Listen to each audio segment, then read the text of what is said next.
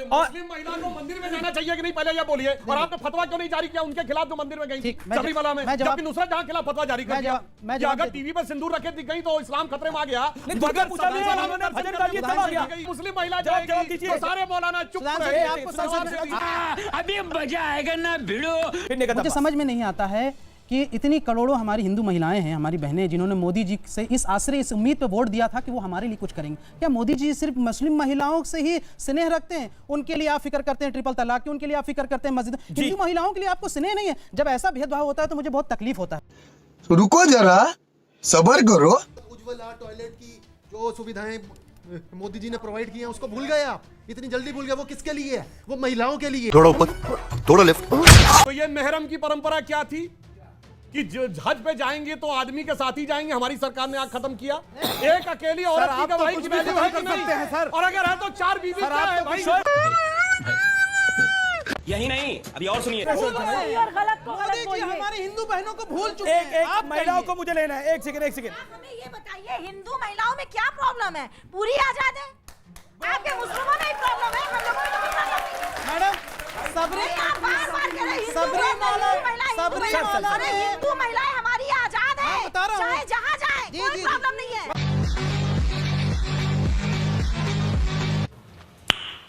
Nice.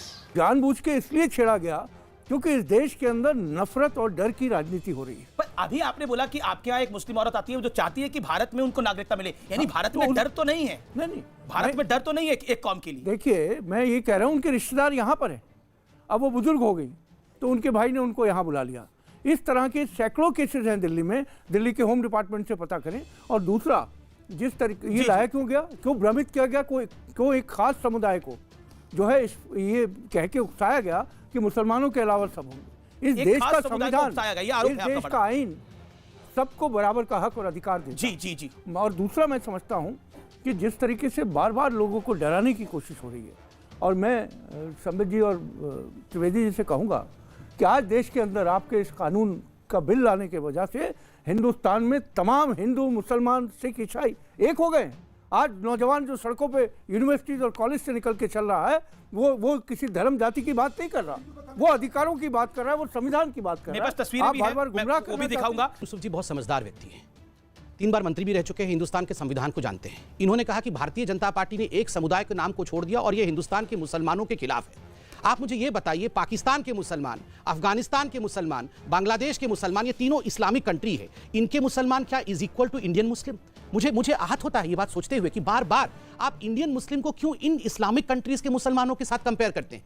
क्या कहा गया है इस बिल में? इस बिल में कहा गया है ये तीनों इस्लामिक देश हैं, यहां पर इस्लाम के नाम पे प्रताड़ना नहीं होती है, माइनॉरिटीज पे प्रताड़ना होती है। इसलिए इन देशों के माइनॉरिटीज को, जो कि यहां ऑलरेडी 31 दिसंबर 2014 के पहले या उस दिन तक आ चुके हैं, उनको हम नागरिकता देंगे। ये बार बार भ्रम फैलाते हैं कि हम वहां से माइनॉरिटीज को ले आएंगे, भविष्य में ले नहीं आएंगे। देखिए, अभी सुधांशु भाई ने एक बहुत बड़ी बात कही, उन्होंने कहा आओ मिलके दिया जलाएं। ये भारतीय केवल अटल बिहारी वाजपेयी की कविता नहीं है, ये भारतीय जनता पार्टी का हृदय है। आओ मिलके दिया जलाएं। और वहीं पर कांग्रेस पार्टी का एकमात्र नारा है आओ मिलके देश चलाएं। अरे बाप रे, ये तो धोती खोल रहा है। आओ मिलके देश, अगर हम ना देश चलाएं तो आओ मिलके देश जलाएं। अगर गांधी परिवार देश नहीं चला रहा है तो इससे अच्छा है कि देश जला दे।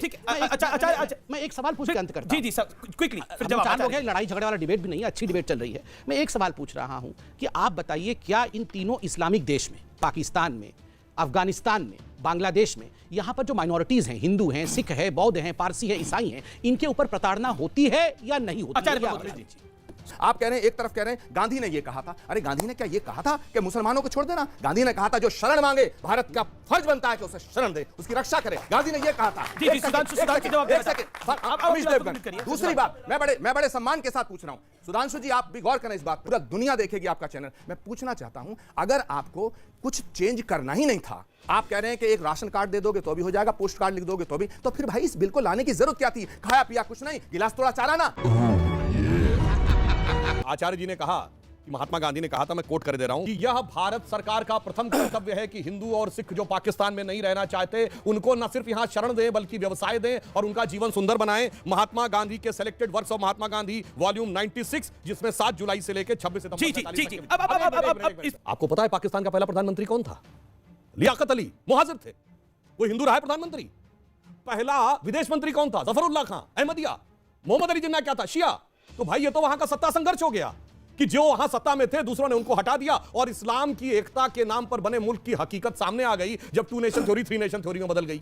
इसलिए मैं अभी जो आचार्य जी ने एक और बात कही कि साहब वो पाकिस्तान और उनको लेने में हमने कब गलती, हम कब कह रहे हैं? जो यहां से हिंदू और सिख थे उस इलाके के या बौद्ध थे, जैन थे, वो तो फंस गए थे। जो मुस्लिम थे, भारत में 2 प्रकार के मुस्लिम थे, एक जो महात्मा गांधी के भारत के साथ यहां रहे और दूसरे जो जिन्ना के साथ वहां गए, वो कह के नहीं गए, उन्होंने कहा लड़ के लेंगे पाकिस्तान, छीन के लेंगे पाकिस्तान, तोड़ के लेंगे पाकिस्तान, और फिर भी हम चलो देने को तैयार हैं। अगर आपको एक मजेदार बात बता देता हूं, हम सबने गाना सुना है ना, हम लाए हैं तूफान से कश्ती निकाल के, उसकी आखिरी लाइन क्या थी? बरसों के बाद फिर उड़े बादल गुलाल के। ठीक इसी की नकल पे पाकिस्तान में गाना बना था कि हम लाए हैं तूफान से कश्ती निकाल के, इस मुल्क को रखना मेरे बच्चों संभाल के, और उसकी आखिरी लाइन थी बरसों के बाद फिर उड़े परचम हिलाल के। तो कहिए कि पाक सरजमी, दामने रहमत की सरजमी और परचम हिलाल के झंडे तले मुसलमान महफूज नहीं है, मोदी के हिंदुस्तान में महफूज है। एक बात कहिए तो भाई आगे स्वाद। प्रधानमंत्री जी ने जो लाल किले से बोला तो उन्होंने क्या कहा कि इस अमृत काल के 5 प्रण हैं। पहला प्रण यह है कि भारत को विकसित राष्ट्र बनाना है। जो स्वामी जी ने कहा, जब तक हमारे पास मटेरियल पावर नहीं होगी तब तक हमारी बात को कोई नहीं सुनेगा। ये जग नहीं सुनता निर्बल जनों का शांति प्रवचन, शीश है उसको झुकाता जो कर सके रिपुमान मर्दन। और आपने देखा ये जो पहला प्रण था तो ये ऐसे कहा गया प्रण नहीं था मोदी जी। हम जब 2014 में परिवर्तन आया तो उससे पहले एक अटल जी का दौर छोड़ दें तो 67 वर्षों में हम दुनिया के एक अद्भुत देश थे।